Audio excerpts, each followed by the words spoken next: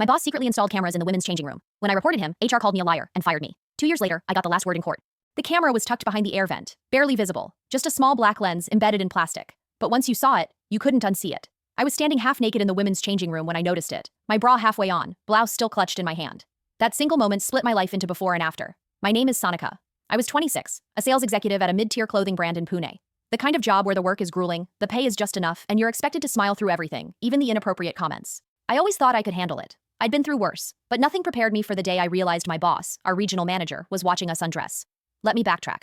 I'd been working at Silk & Thread for just over a year. We sold women's fashion across retail outlets and malls. I was stationed at one of our larger stores in Phoenix Market City. Our team was mostly women, floor sales, cashiers, inventory. The only men around were security, the janitor, and of course, our regional manager, Anirudh Shah. Anirudh was charming, charismatic in the way politicians are. Always had a compliment, always a joke, but something about him always felt slippery. He had this way of looking at you that made your skin crawl, like he was undressing you with his eyes. Still, he was powerful, and in retail, that mattered more than anything. He controlled schedules, bonuses, even transfers. So we smiled, we nodded, we ignored the comments, until I saw the camera. It was a Tuesday afternoon. Slow day. I was changing into my spare uniform because a kid had spilled ketchup all over me. The AC had been broken for weeks, so I glanced toward the vent to check if it was finally working. That's when I saw it. A tiny black lens, embedded in the plastic panel. Not standard. Definitely not store equipment. Positioned just above the mirror where we changed. I froze. My heart started pounding in my ears. I grabbed my phone, took a photo, and bolted out of the room. I didn't know what to do. Who to tell? So I went to the only person I thought I could trust. Priya, my assistant store manager. Priya and I had been tight for months. She'd been at the company longer and helped me survive the chaos when I first joined. When I showed her the photo, her face went pale. Sanika, she whispered. Don't show this to anyone else. Not yet. Why? I asked. Because Anirudh installed it. My throat went dry. What? Last month, she said. I came in early and caught him coming out of the changing room. He claimed he was checking maintenance, but his hands were shaking. Then I saw him talking to someone on the phone, saying something about testing the angle. I stared at her. Why didn't you say anything? She looked away. Because I have a 2-year-old and no backup income, and because HR doesn't protect us. They protect him. That's when I realized I was on my own, but I didn't stay silent. That night I went home and backed up the photo. I made a detailed report with timestamps. I even included prior complaints from other women, comments Anirudh had made, touching shoulders unnecessarily, late-night texts. The next day, I sent everything, to HR. And then I waited. For 3 days, nothing happened. On the 4th day, HR called me in. The meeting room was cold. I remember that detail vividly. HR manager, Meenakshi Verma, sat across from me like I was some criminal. We reviewed your complaint, she said, and found no evidence supporting your claims. I blinked. What about the photo? She smiled coldly. We examined the vent. There is no camera. Perhaps you saw a reflection. Or misunderstood. Are you kidding me? I snapped. You think I imagined it? She folded her hands. Sanika, these are serious accusations. If untrue, they qualify as defamation. We could take action. That was the moment I realized they already knew, and they weren't going to do a damn thing. 3 days later, I was fired. Official reason? Performance issues. No prior warnings, no documentation, just a letter and a security escort out of the building like I was some thief. I sat on the curb outside the mall, holding my box of belongings, humiliated and heartbroken. And then my phone buzzed. A message from a blocked number. You should have stayed quiet. Now you're just another angry girl with no job. Good luck. I knew that tone, that arrogance. It was him. The weeks after were dark. I couldn't sleep. Couldn't eat. I kept imagining the camera, the footage, the others. God, the others.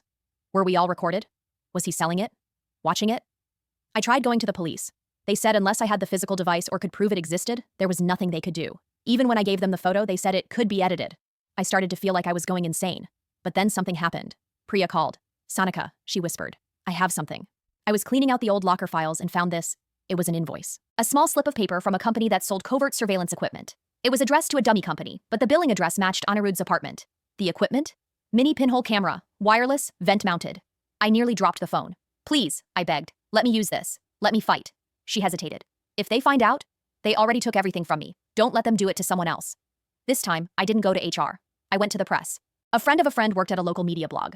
I gave them everything, the photo, the invoice, the screenshots of his creepy texts, even my termination letter. They published an expose titled, Whistleblower Fired After Reporting Hidden Cameras in Popular Retail Chain's Changing Room. The story exploded. Within 48 hours, it trended on Twitter. 2 more former employees reached out privately to say they'd also seen Anirudh lurking outside the staff room at odd hours. One claimed he offered her money to model the uniforms privately. The company released a statement saying they were looking into the matter. Anirudh, for the first time, went silent. But I wasn't done. I filed a formal sexual harassment and privacy invasion case in court. I knew it would take time, months, maybe years. But I was going to see this through. The first hearing was 6 months after I filed. By then, my savings were almost gone. I was living in a shared apartment with 2 students, and I'd taken up freelance retail training gigs just to survive. No health insurance, no job security, no peace of mind. But I had one thing Anirudh didn't, time, and something to fight for. The court admitted my evidence, barely. The judge was skeptical. The opposing counsel laughed when I said I'd been fired for reporting hidden cameras. No one hides cameras in fitting rooms anymore, he said. It's 2022, not a spy movie. I wanted to punch him. But then I remembered what Priya said. Calm wins. My lawyer was new. She believed me, which mattered more than anything. She told me the key was patience, that we needed more than the invoice. We needed someone who saw it, someone who'd speak. That's when I remembered something. Anirudh had bragged once about a technician who helped him set up all the new AC systems. A contractor, outsourced, anonymous. I started digging. Took me 2 weeks and 20 calls, but I finally found him. Shiv Deshmukh. Mid-30s, soft-spoken, worked freelance for electronics companies. When I asked him if he'd worked on Phoenix Market City's silk and thread store, he was hesitant. Who's asking? I am, I said. The girl who got fired because of what your boss did. He went quiet. Then, meet me at Vaishali Cafe. Don't bring anyone. Shiv was nervous, fidgety. He kept glancing around the cafe like he was being watched, but he spoke. I didn't know what it was at first, he said. He asked for a discreet mount inside the staff area, said it was for employee theft monitoring. But when I saw the placement, he shook his head. You knew what it really was. I knew it was wrong. He handed me a USB stick. I copied the install request form, has his name on it, and I recorded a voice memo, him instructing me on placement. My heart slammed against my ribs. What do you want in return? I asked. Nothing, he said. I just want to sleep at night. That night, I listened to the voice memo. Anirudh's voice, clear as day.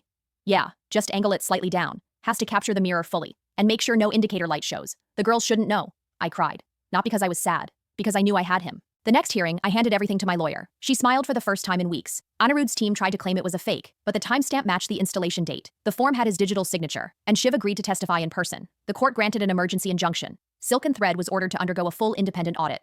And when they did, they found 2 more cameras. Not just in Pune, in Bangalore, in Hyderabad. It wasn't just our store. It was a pattern. It wasn't just one camera or one creep. It was a system that thought it could get away with it. 2 years to the day since I was fired, the verdict came in. Anirudh Shah, convicted under sections 354C, voyeurism, 509, insulting modesty, and 66E of the IT Act, violation of privacy. Sentenced to 6 years. Silk and Thread was ordered to pay a 7-figure settlement to 5 whistleblowers, myself included. HR head Meenakshi Verma was forced to resign. And me? I walked back into the courtroom in the same uniform they fired me in. I kept it all these years, because I said I'd return, and I did. For months after the verdict, I didn't know who I was anymore. The cameras were gone. Anirudh was behind bars. My name was cleared. On paper, I'd won. But off paper, I was radioactive. I applied to 17 jobs in retail and fashion. Every single one ghosted me after the final round. Even when I crushed the interviews. Even when I brought glowing recommendations. Even when I left the whistleblower part off my resume. Eventually, one recruiter told me the quiet part out loud. You're a liability, Sanika. Companies don't want someone who causes legal trouble, even if you were right. I laughed when I got off the call. Not because it was funny, because it was insane.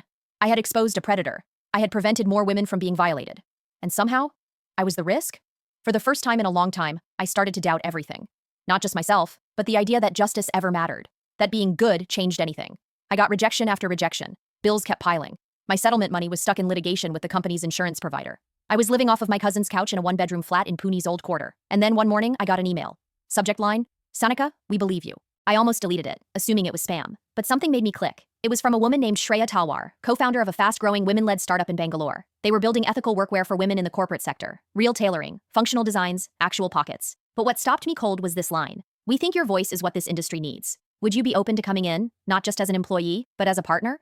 I stared at the screen. Then I cried. For a long time. 3 weeks later, I was in Bangalore. They offered me a leadership role, head of retail strategy, with stock options. But it wasn't just the money, it was the environment. The first day I walked into that office, there were posters on the wall that said, no voice is too small, and tell the truth even when it shakes the room. And they meant it. We had weekly town halls, zero-tolerance harassment policies, anonymous complaint systems with real follow-up. On my second month, Shreya asked if I wanted to build a training program to help other retail staff, especially women, understand their rights in the workplace. I poured myself into it. We called it Room to Speak. And in 6 months, we trained over 1,200 women. It's been over 3 years since I saw that camera in the vent. Some nights I still wake up sweating, hearing Anirudh's voice in my head. But other nights, I sleep like a stone. Because I know what I did mattered. Because I get emails now from women across India, salesgirls, interns, factory floor workers who say, I saw what you did. Now I'm not scared to speak. Because I learned something that nobody teaches us growing up. You don't need to be powerful to change something. You just need to be brave when it counts.